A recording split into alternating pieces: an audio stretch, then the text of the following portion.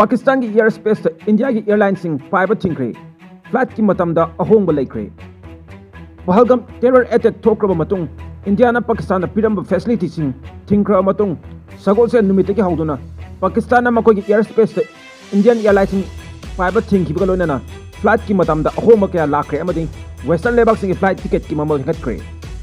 Official leba pau ki matungina Pakistan na thamlakiba athingba sina marak orega India masa sing Pakistan ki flight sing puba Thingkhre ba loina Airlines sing flight sing matam sang na Paiba amadi North India dagi western country sing flight tungunu sa chat pada flight ki ticket mamal khawang wang khalakpa yana lay hari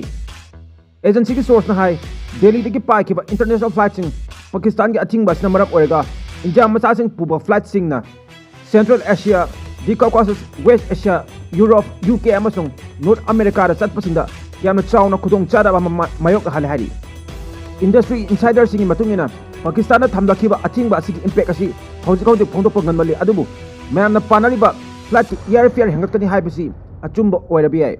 masigi damakta Pakistan na India gi flight sing Pakistan gi airspace paibagi athingba thamkhrabusu atoiba lebaki flight sing Pakistan gi airspace thamda maramna Indian Airlines sing dagi cost advantage phangba yai haina panari